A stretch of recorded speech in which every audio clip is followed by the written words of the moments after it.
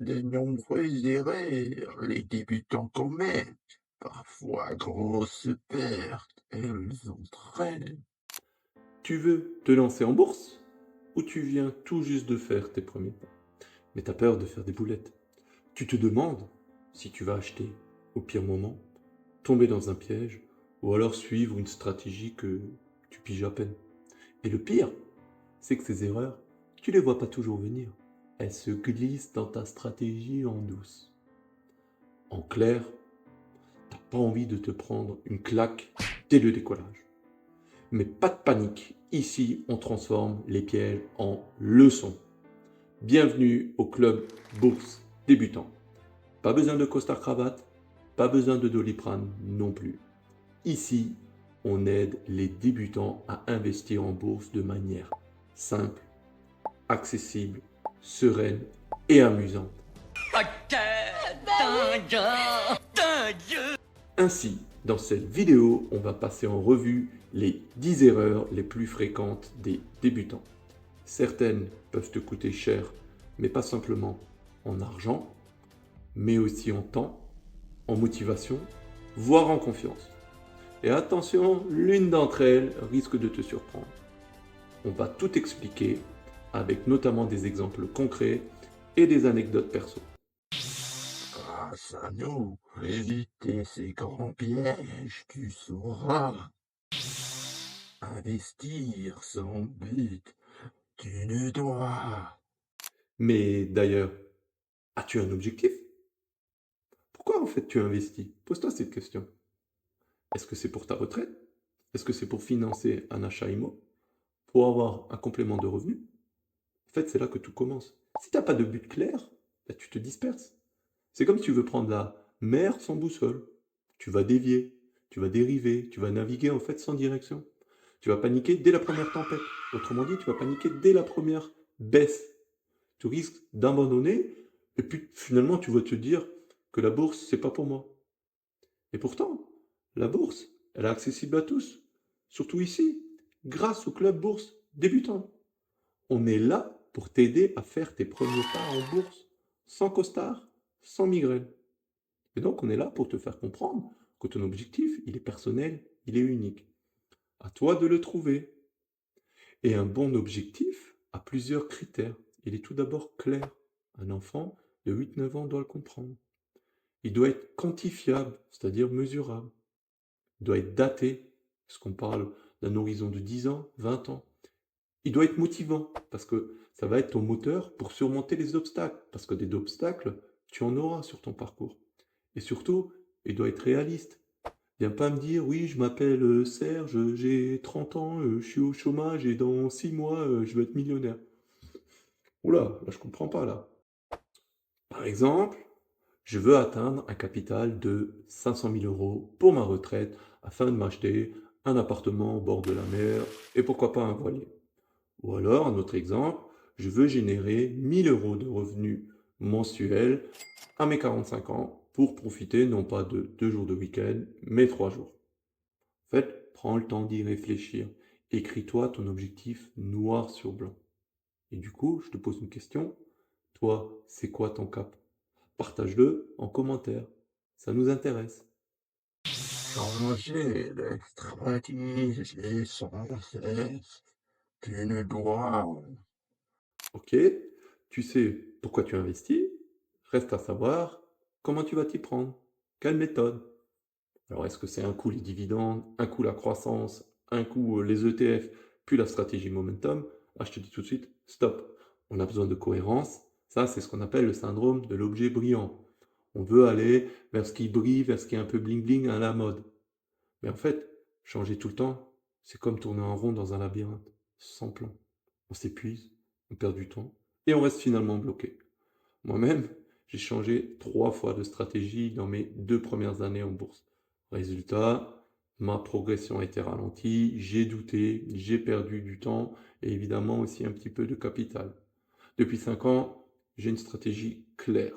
Je m'y tiens, peu importe les tempêtes. Traiter la bourse comme un casino, tu ne dois. Si tu te dis, ouah, celle-là, je la sens bien. En fait, t'es pas un investisseur, T'es un joueur, tu fais du casino. Et à la bourse, ce n'est pas un jeu de hasard. La bourse n'est pas un jeu de hasard. La bourse n'est pas faite pour miser à l'instinct ou jouer au devin. C'est un marathon, pas une roulette. Tu dois analyser, planifier et surtout te méfier de l'euphorie. Exemple, en 2020, j'ai investi dans Carbios, une boîte française qui, pour faire simple, fait du recyclage de plastique. C'était l'année du Covid, et comme toutes les sociétés vertes, elles étaient un peu mises à l'avant, peu importe si leurs fondamentaux étaient solides. Résultat, 300% en quelques mois, porté par cette grosse vague ESG, une super belle plus-value d'encaisser. Quelques mois plus tard, je me dis, allez, même si le secteur est un petit peu en perte de vitesse, je rejoue mon coup, je retente. Je me suis dit, allez, je le sens bien, ça va le faire. Un mauvais réflexe. Heureusement, j'avais investi seulement 500 euros. Et à la fin, je m'en suis sorti à moins 30%. J'ai perdu 165 euros. Et l'action aujourd'hui cote à 10 euros. Évidemment, j'ai encore pris quelques autres claques et mes erreurs, je les ai transformées en leçons. Depuis, je suis une méthode. Fini les paris à l'instinct. Tomber amoureux d'une action, tu ne dois. Tout commence par un coup de foudre. Tu es amoureux. Tu vois de bons chiffres, de belles promesses, voire même un PDG charismatique. Tu achètes cette belle action. Elle grimpe en plus de 20% ou 30%. Tu te dis, ça c'est ma pépite. Tu la gardes. Puis, vient la chute. Doucement, puis violemment. Et toi, tu te refuses de vendre. Tu te rassures en disant, ouais, c'est temporaire, c'est bon, ça va passer, elle va remonter. En fait, tu n'es plus rationnel. Tu es amoureux, aveuglé. Pourtant, les signaux sont en rouge, mais tu refuses de les voir. Moi, ça m'est arrivé. Un exemple parfait, c'est Nexity. À l'époque, c'était une belle boîte, solide dans l'immobilier, que tout le monde connaît. Elle versait un très bon dividende situé entre 2 euros et 2,50 euros. Et avec mon PRU à 20 euros et des poussières, comme tu peux le voir, ça me faisait un rendement sur dividende de plus de 12%, ce qui est énorme, ce qui est bien. J'en avais acheté en 2019, 191 actions, comme tu peux le voir. Et à elle seule me rapportait quasiment 500 euros de dividendes par an entre 2019 et 2023, soit quasiment 2500 euros de dividendes de versés. Une belle valeur sûre. Et puis, comme tu le sais, l'immobilier a commencé à gripper. Les taux ont augmenté, le modèle s'est fragilisé. Beaucoup sont restés accrochés, par espoir d'un rebond comme moi. Résultat, tu peux le voir, moins 40%. Finalement, j'ai réussi à très bien m'en sortir et j'ai retenu la leçon.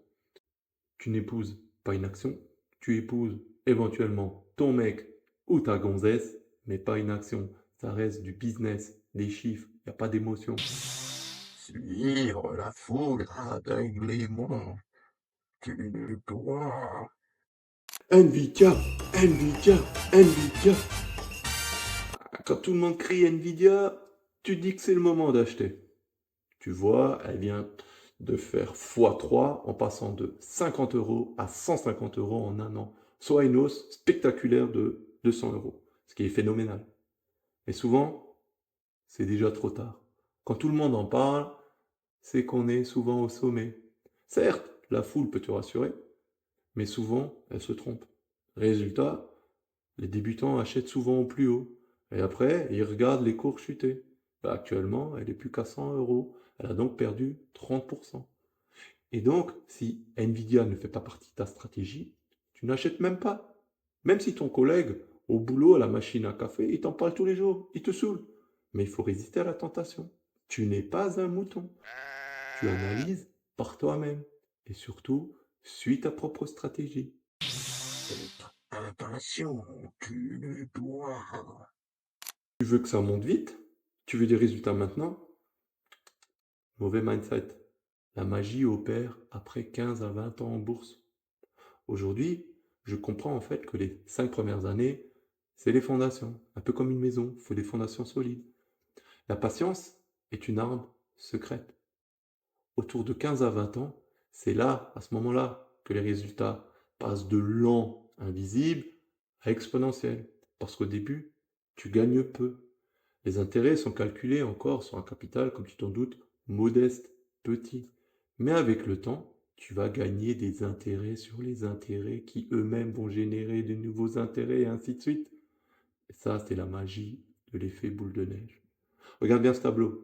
Alors, on imagine qu'on investit 200 euros régulièrement tous les mois à un taux d'intérêt de 10%. On va mettre annuel ou par mois, ouais, ça va pas changer grand-chose. Sur une durée de 20 ans, on démarre au 1er janvier, on actualise, on aura donc un capital au bout de 20 ans de 153 000 euros. Ce qui est intéressant, c'est que les intérêts représentent les deux tiers, on le voit ici, à savoir 105 000 euros, alors qu'on a à peine versé 48 000. Et au niveau des intérêts, la première année, on en reçoit 134. 4 ans après, on en a déjà 10 fois plus, à savoir 1300. Et on l'a dit, à partir de la 15e, ça commence à exploser. On est aux alentours des 7-8 000 euros pour finir au bout de 20 ans à 14 000 euros d'intérêt annuel perçu. C'est tout simplement énorme. Investir sans comprendre qui doit. Tu ne signerais jamais un contrat sans le lire, non? Alors pourquoi acheter un ETF ou une action sans savoir ce qu'il contient, ce qu'il vise ou comment il fonctionne? Il faut comprendre un minimum ce qu'on achète. Exemple concret, on imagine tu veux investir dans les 40 plus grandes sociétés françaises, à savoir dans le CAC 40. Ok, très bien. Mais lequel tu vas choisir? Parce qu'il y en a plusieurs, il y en a trois. Est-ce que tu vas prendre la version capitalisante, celui qu'on appelle le CACC? En fait, celui-ci, le gestionnaire, il va réinvestir automatiquement les dividendes des entreprises.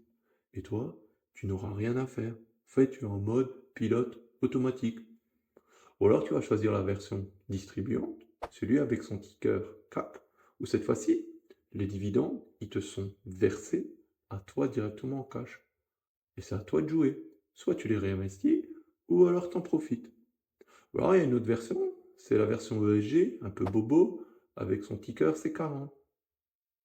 Donc, avant de foncer, pose-toi simplement cette question. Dans quoi je vais vraiment mettre mon argent? Car investir à l'aveugle, en fait, sans comprendre vraiment la différence entre ces trois versions, c'est comme si tu montes dans un avion sans connaître la destination. Autrement dit, tu prends l'avion pour la France, pour le CAC 40, mais est-ce que tu vas atterrir à Paris, à Marseille, à Lille ou à Strasbourg? Miser l'argent au quotidien, tu ne bois. L'argent pour ton loyer, tes courses, tes vacances, tu ne dois pas les mettre en bourse. Investir en bourse, on le sait, comporte des risques de perte en capital. Avant d'investir, il est essentiel de te constituer une épargne de précaution équivalente à environ 3 à 6 mois de dépenses. En fait, ça, c'est ta bouée de sécurité pour investir sereinement. Moi, je ne suis pas là pour te vendre du rêve, je ne suis pas un conseiller financier. Je partage simplement mon expérience, mes erreurs, ce que j'ai appris pour bien t'aider à débuter en bourse avec confiance, sans costard et sans migraine. Regardez son portefeuille en boucle, tu ne bois. Tu réfléchis, tu regardes ton portefeuille 10 fois par jour. Tu stresses, tu paniques. C'est là que tu prends de mauvaises décisions. Laisse le temps faire son travail. Avant, moi aussi, je regardais 3 4 fois par jour. Même au boulot, parfois, je me connectais 2 fois dans la journée juste pour jeter un petit coup d'œil. J'étais en PLS, stressé. Depuis que j'ai trouvé ma méthode, je suis serein, confiant.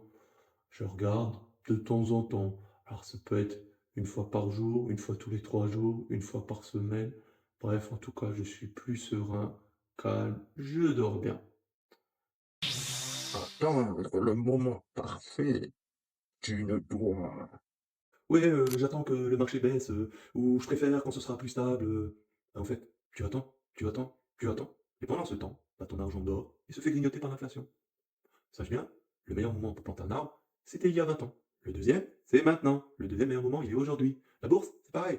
Si tu attends que les étoiles soient alignées, tu vas regarder les autres avancer, pendant que toi, tu restes figé. Tu veux les chiffres? On imagine, si tu avais placé 15 000 euros il y a 20 ans, avec un rendement moyen de 10%, hein, sans apport supplémentaire, tu aurais multiplié ton capital par 6,7. Et sans autre apport, tu aurais aujourd'hui donc 100 000 euros. Ces erreurs ne fais pas, jeune débutant. Apprendre, tu dois. Et avec sagesse, investir, tu feras. Abonne-toi, laisse un like et un commentaire, je l'espère.